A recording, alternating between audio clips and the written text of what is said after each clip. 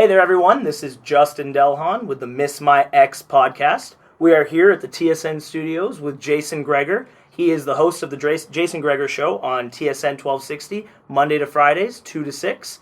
We're really excited to have him here. Jason, thanks so much for doing this. Anytime. Thanks for having me. Absolutely. You're the first guest on the show, so I hope... That's perfect, because that means I'll be the best for a day. You will be the best. For one day, you will be the best. So I wanted to talk to you about a lot of things today, but I don't think we can dodge the election from yesterday. So why don't we kind of start there? What were your thoughts on how everything went down last night?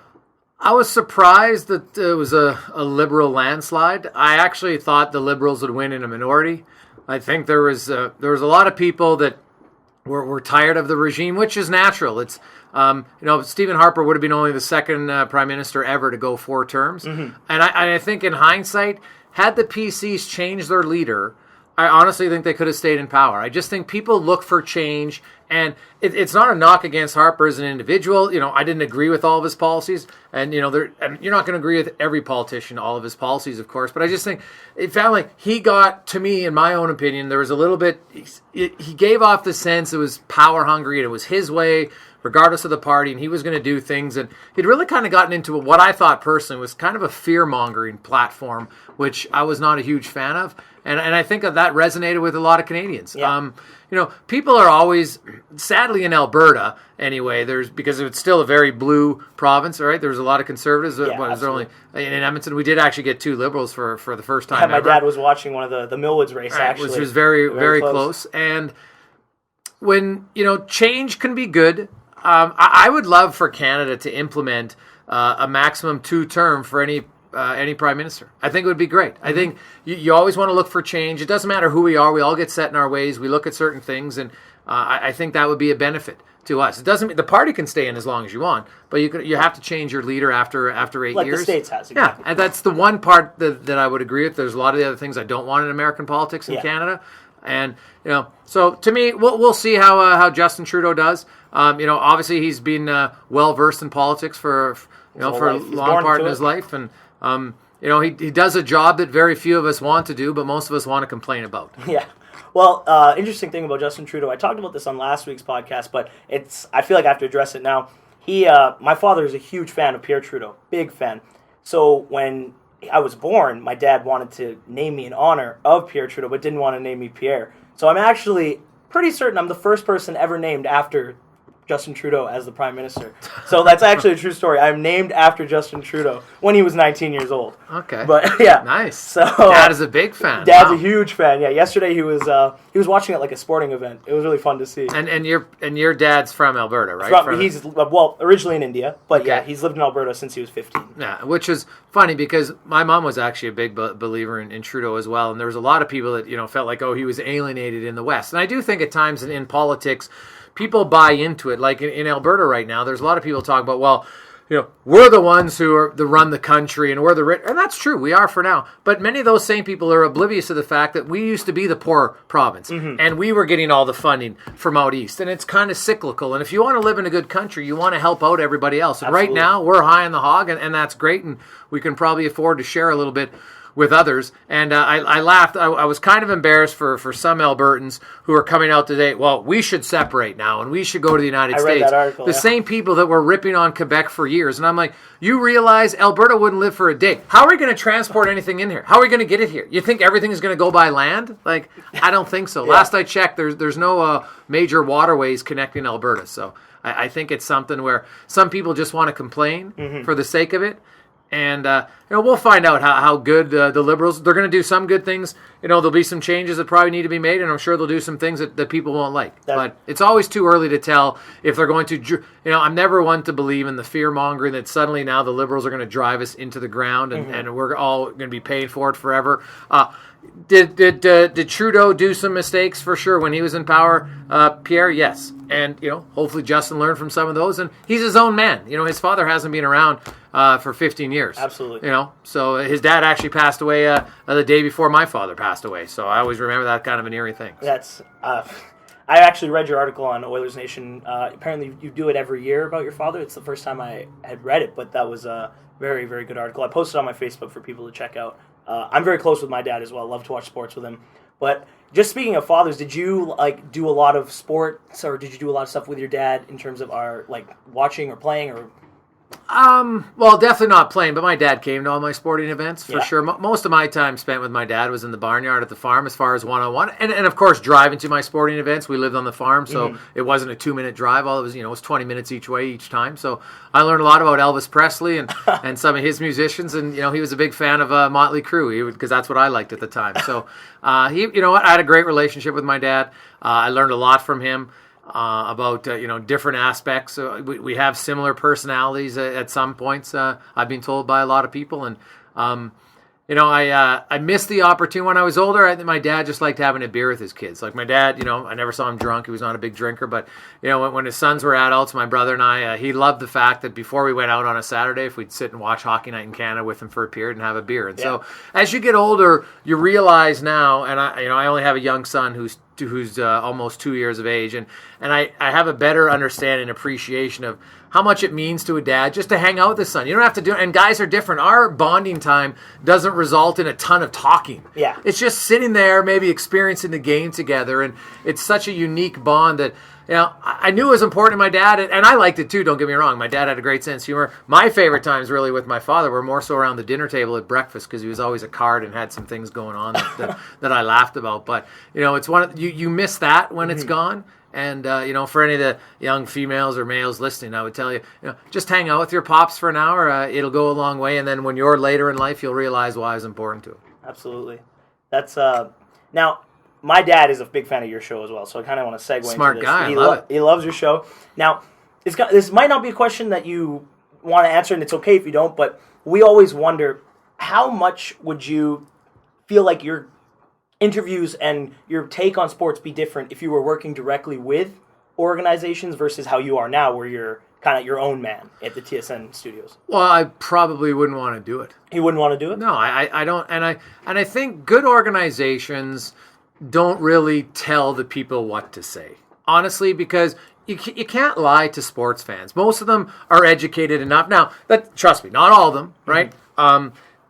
There's going to be a certain line, and yes, maybe you can't cross it. In Canada, where in the States, they're very much homers. Like if you're on the home team broadcast and you're broadcasting your fans, you want to make it sound like your team's great, and I have no problem with that. So when you're doing the play-by-play, you should be doing it for your team, right? I wouldn't have an issue with that. As far as a talk show host goes, there's I guess you're talking about if I was a talk show host on a rights holder station. Yeah. I don't know if I've ever said anything that I felt was unfair. I think, I tell the truth and I give my opinion. Now, people don't have to agree with it, and the organization might not have to agree with it, and I guess if they fired you over a different opinion, then that's fine. But I would like to think that a good organization that's confident in themselves doesn't try to tell people what they should or shouldn't say. Now, I know that there are organizations that are sensitive at times. I've seen it firsthand, and that's unfortunate. But I do know for me that's the thing I'm lucky that we are on a non-rights holder station. I'll admit that because I do think it would change things. I'm just happy I haven't had to experience that. So then, would you say that at some point you've had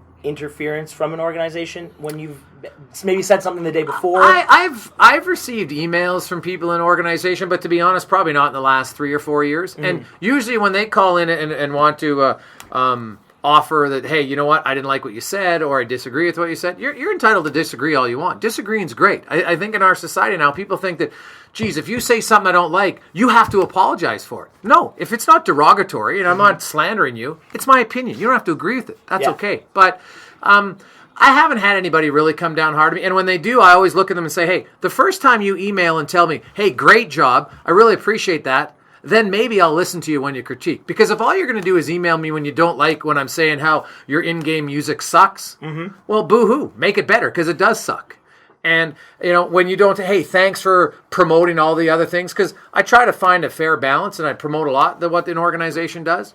So usually that kind of quiets the conversation quickly, because it's like anything. If you're a parent and all you do is criticize your kids, they'll block you out after a while. You have to tell your kids, hey, you know what, you're doing this well, and then this day you're doing something wrong. I'd probably be more open to listening if I ever got a, hey, you're doing this well, but that doesn't happen. So Have you ever got that email? I've had a few say thank you, never an email, but thank you in person. Hey, I appreciate that, and that's fine. And I don't expect that. Honestly, from work, I would not expect it, which is why if they email me to complain, I don't take it serious because I'm like, that's not how the relationship is. You can't tell me what to say. It's freedom of speech, and as long as I'm not slandering. Yeah. Now, if I'm completely 100% accurately wrong with a fact, that's totally different. But I'll do my due diligence on facts, as far as stats and stuff. But when it comes to an opinion on, for instance, in-house entertainment, that's my opinion. You can't tell me that it's wrong. When I've been to Green Bay and I've been to probably 50 other sporting venues, and I'm telling you, others are better. Mm-hmm.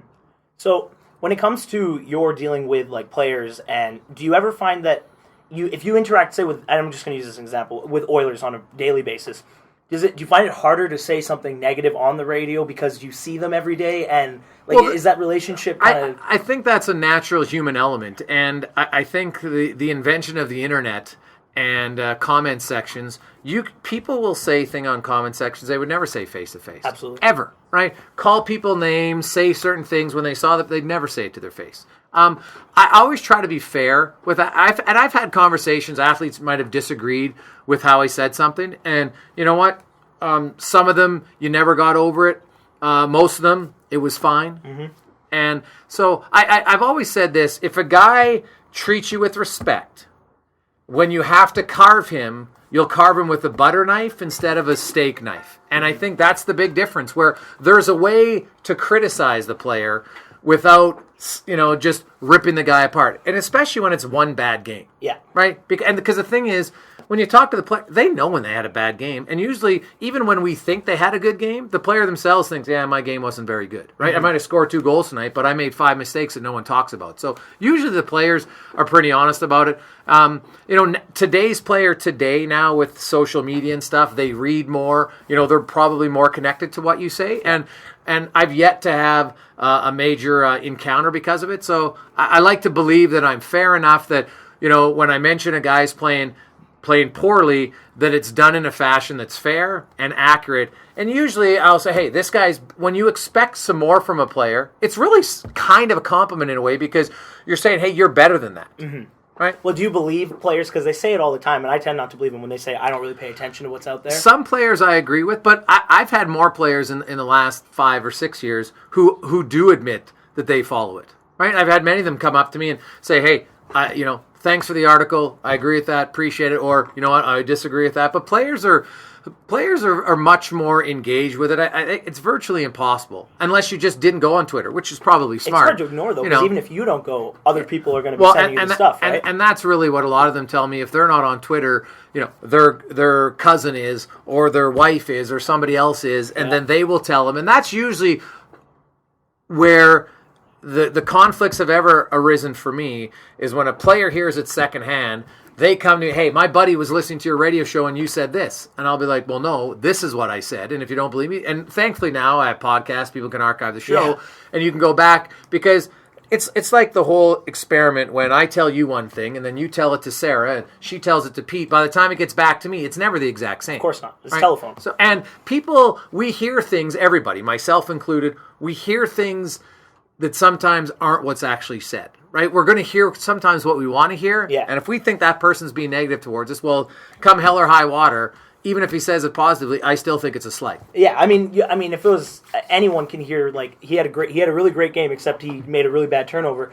The friend's probably just going to hear he made a really bad turnover and report that to the guy. Sure. So, yeah. So, but most times, I would say over the what have I been, 15 years in the business, I've only ever had 2 or 3 run-ins. Mm-hmm. One was a real big misunderstanding. George Larac and I laugh about it because someone else in our station had said something, not me. He thought it was I. And it was the first time, like, George came running up to me in the locker room and was, like, breathing fire.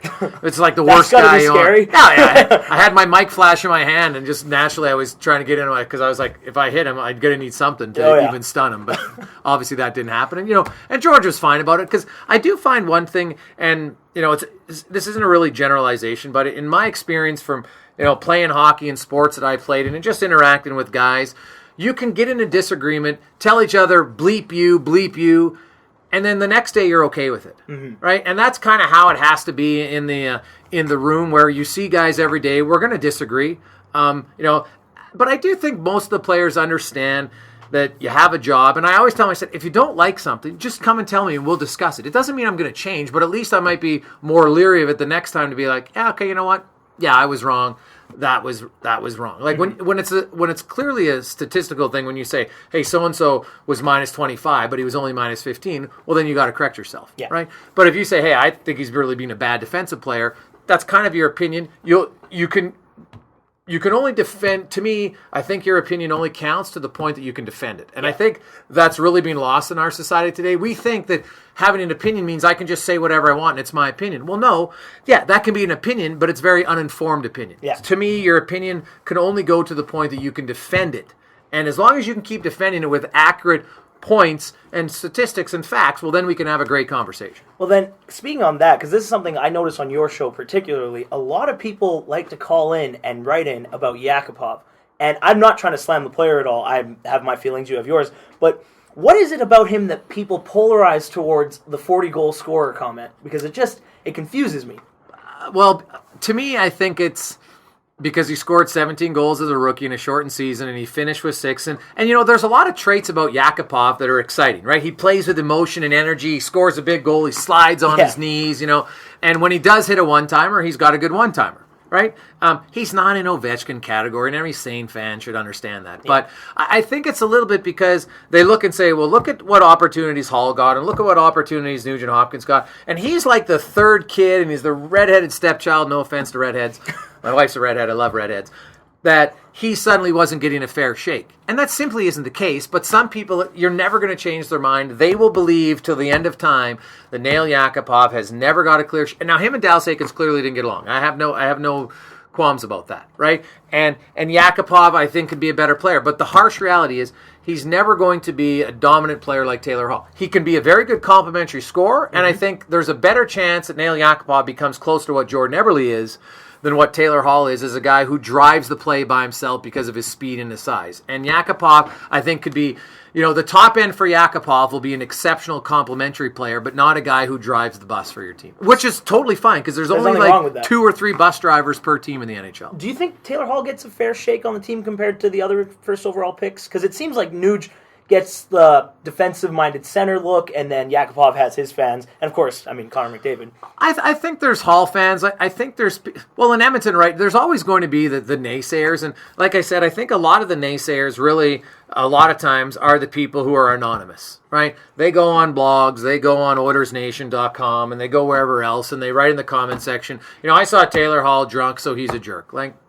Yeah. He's a young 18-year-old. You mean he had a few beers one night? Shocking. To me, that has no relevance to the conversation to me. Yeah. I can name every championship team in the NHL recently. They had a lot of partiers on their team. That has nothing to do with one or the other. I think because when Hall came in, he was the first number 1 pick, and he was supposed to be the guy in 2010. Remember, they had hope. They had the whole thing. He was supposed to be the leader of that, and 5 years later, it hasn't happened. So some of that falls on him, and trust me, Hall could be better as a two-way player. I don't think there's any debate on that, but when a guy's a point-a-game player twice with the worst defense score in the league, it's hard to say, could he do more? Sure. But how much more could he have done? He might have taken them from 29th to 27th. He wasn't taking them from 29th to 18th by himself in the NHL because he only plays 1/3 of the game. Mm-hmm.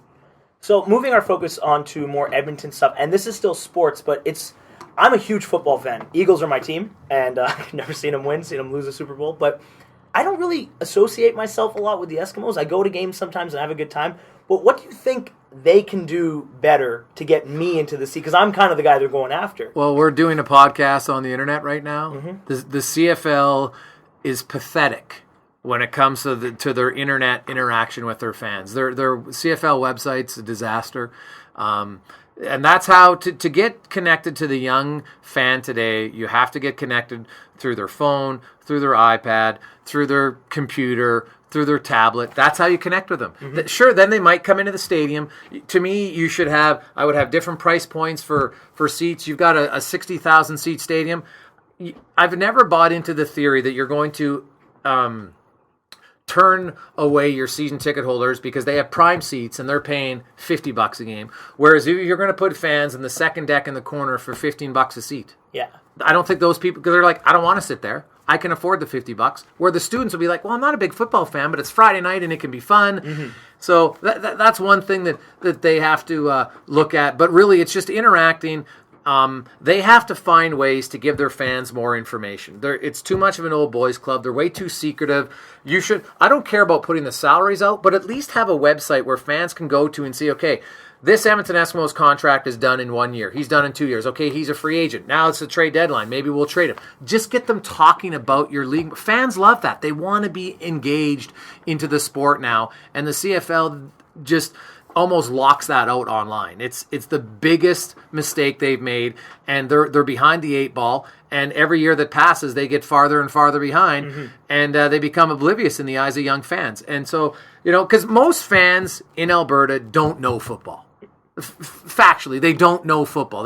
They watch the game, but they really don't know the nuances of the game. Yeah. So that's another thing they need to educate a little bit better. But if you just make it entertaining, people will go just because, hey, it's it's the middle of summer, it's a Friday night or a Saturday afternoon, you and your buddies or you and your girlfriends, you want to go sit outside, have some peanuts, maybe you have a beer, maybe you won't, that doesn't really matter, but people will go and, okay, it's a fun atmosphere.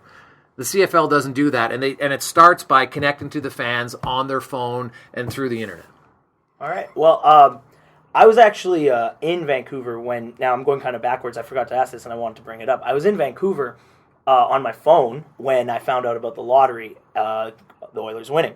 Now, I just was curious from your perspective, when that happened, did you, in your brain think about how your job was going to change and how how it's going to affect you? Because I assume you have done a lot more interviews since then than you might have done, the previous years, or you talk about McDavid more often than you talk about any other player. So is it too much for you? Do you think it's No, it hasn't been at all. And in fact, sadly, because the Oilers have always been involved in the draft lottery, I've done, I don't know if I've done more out-of-town interviews on McDavid, maybe originally for a day or two, but just the regular ones are still there. There was always a lot of people wondering, what's wrong with the Oilers? And sadly, that's kind of been the talk for the last 5 years from everybody outside and inside of Edmonton, is there really hasn't been any improvement.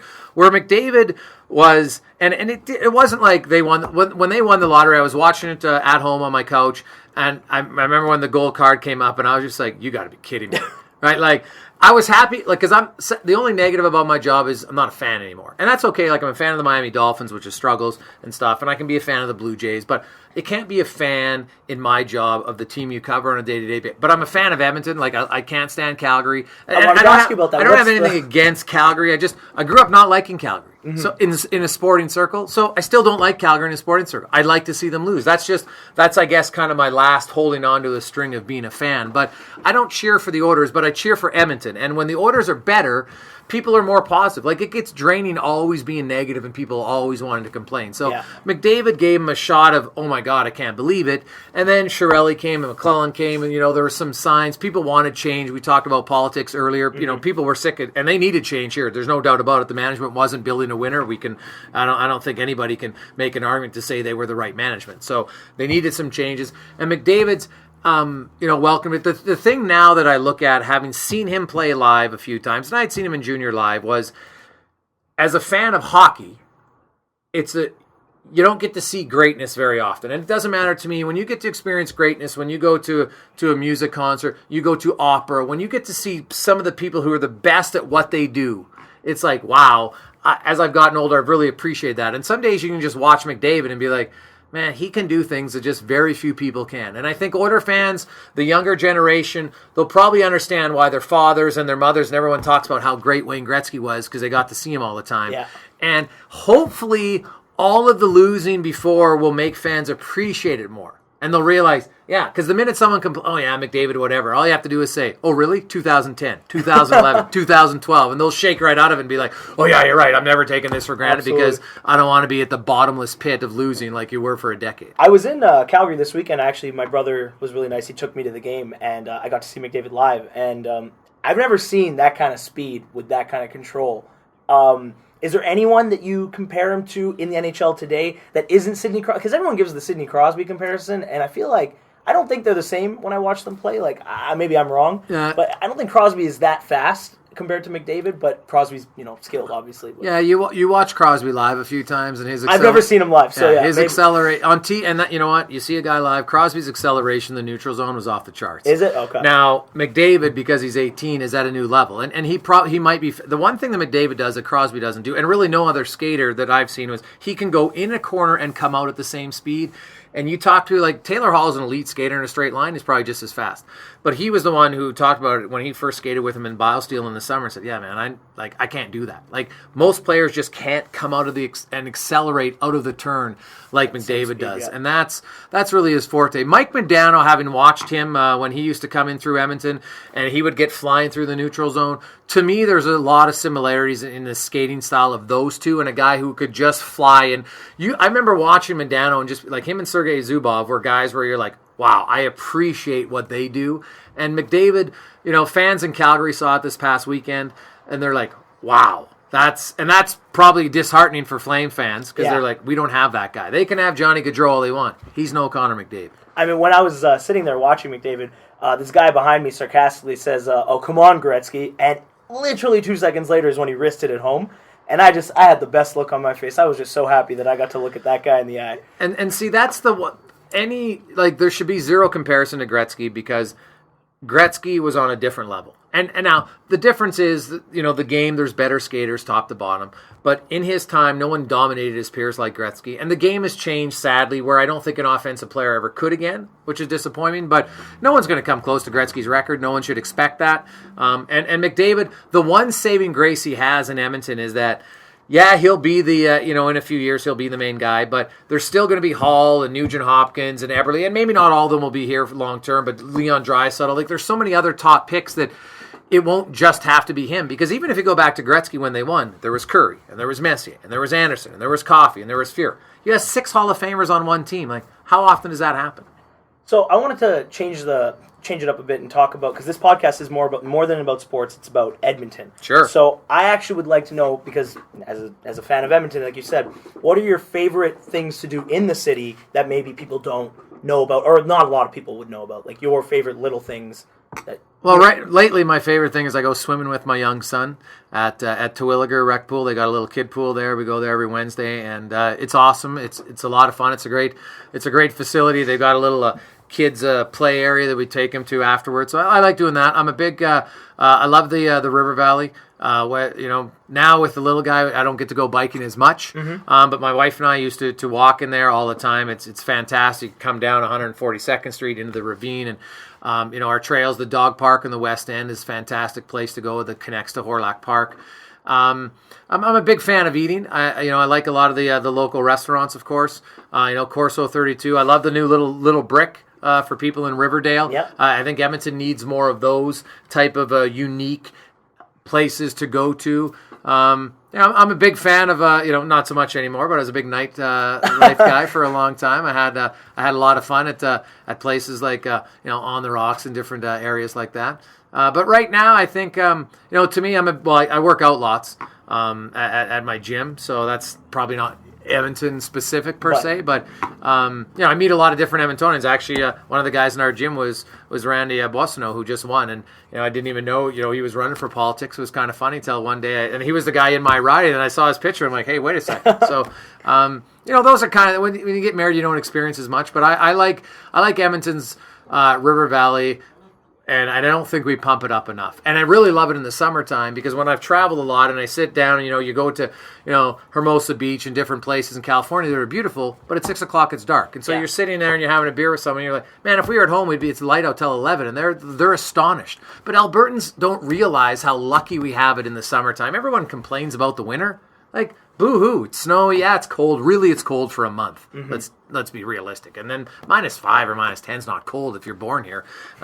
But our summertime, we don't promote it enough. And I would love, Edmonton, when they talk about themselves and promote the city, that's what they promote. It's light out till 11 o'clock. That floors people. Because you can go to Mexico, you can go to Costa Rica, you can go to all these wonderful places. 6 o'clock comes, the sun goes down, right? Like your day is done much sooner than it ever is here in the summertime. And I just love to sit outside in the winter, in the summertime, and we're very lucky that it's that light out all the time. Having lived in Vancouver for 2 years, the rap our city gets based on the people I met is we have a mall, we have a really bad hockey team, and we have bad winters. And that's what, like, I want to change that perception one person at a time. And you know what? I think that's a little bit ignorant from people, and a lot of it is partially Edmontonians. You know, I started Make Something Edmonton. I was lucky enough to be on that original committee for a year, and we talked about it there. And Edmontonians, not that you have to be a braggart, but I can't stand someone that lives in Edmonton and just bitches and complains about their city. Get out! Get the hell out of here, because we don't need you. I want someone who's here and is proud of where they're at. Edmonton's not perfect, far from it, but go live elsewhere. Go live in California for 6 months or a year and tell me how you love the traffic. When you complain about Edmonton traffic, grab a clue, because it is nothing compared to that. And, you know, you can find different... Our winters have actually been way better the last few years in Eastern Canada. Right? So, you know, people in Vancouver, sure, they're right, they don't get snow. But they also don't get much sunlight.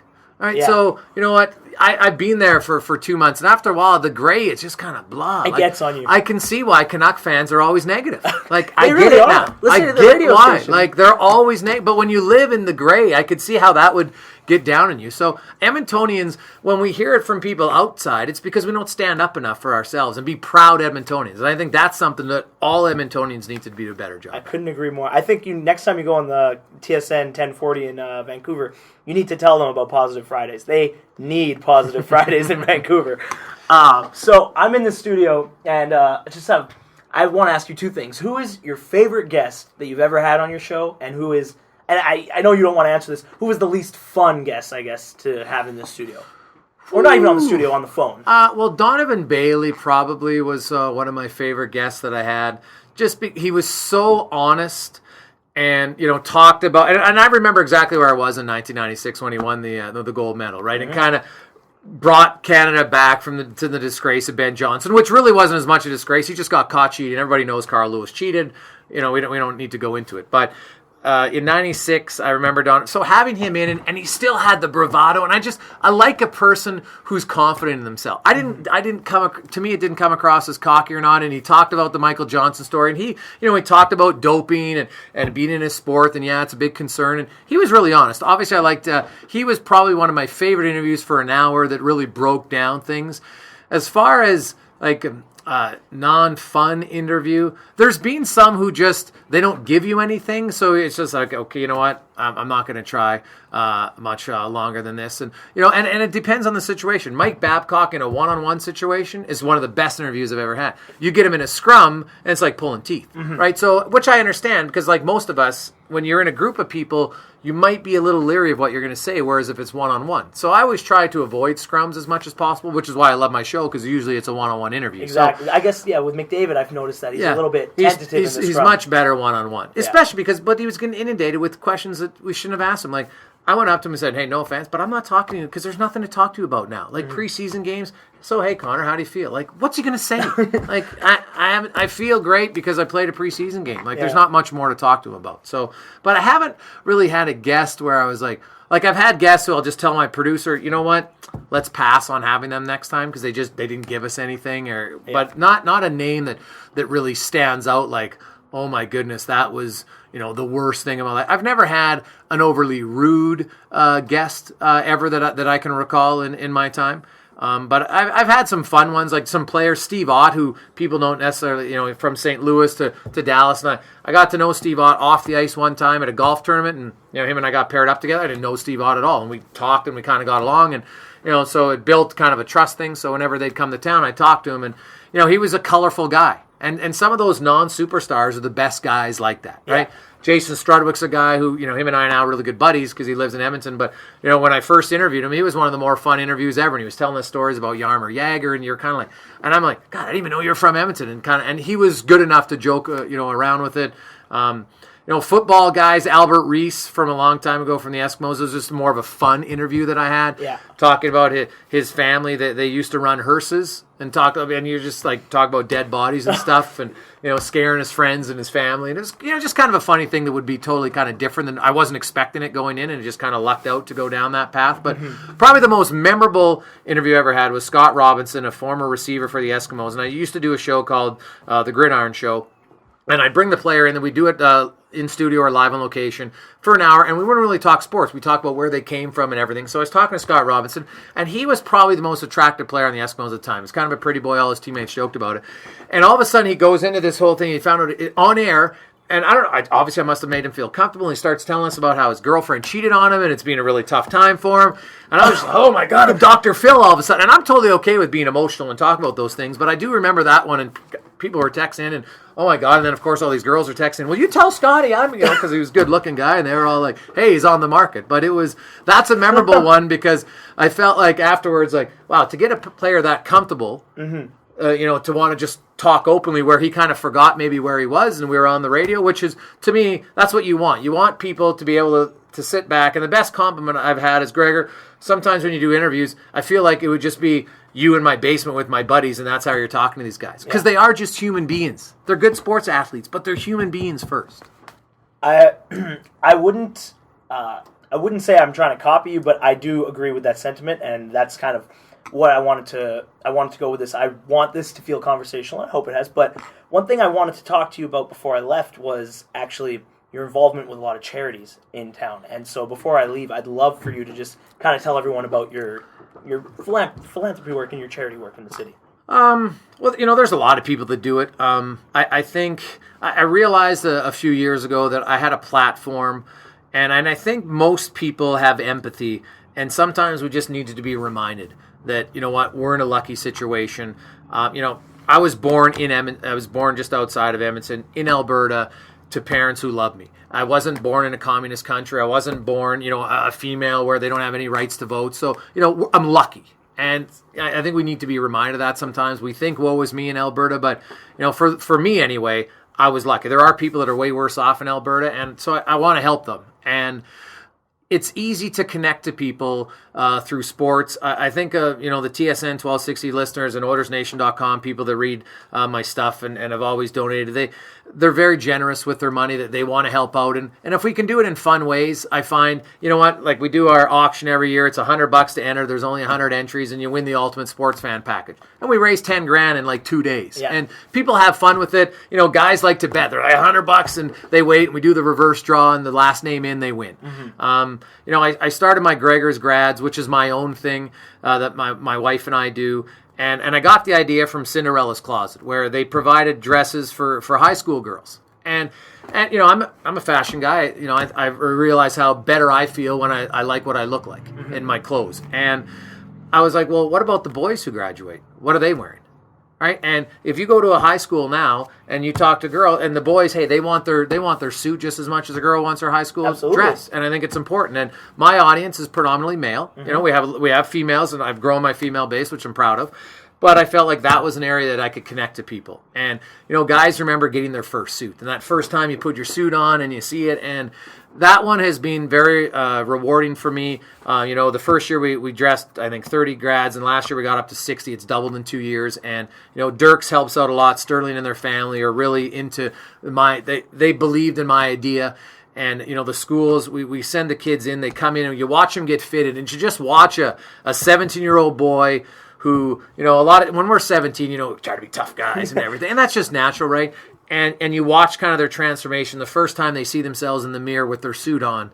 And that you can just see the pride coming out of them, like, wow. And for a lot of these kids, they don't have support at home. They don't have parents who give them lunch. And some of the emails you get, like I get teared up even just thinking about it now, is these kids who say, hey, thank you for believing in me. And people just want an opportunity. And I think if we can give them an opportunity and make somebody feel better, that's really, that I get more joy out of that than I do, anything else. Honestly, it's helping others for me is a big thing. And, I hope my son will recognize that when he gets older.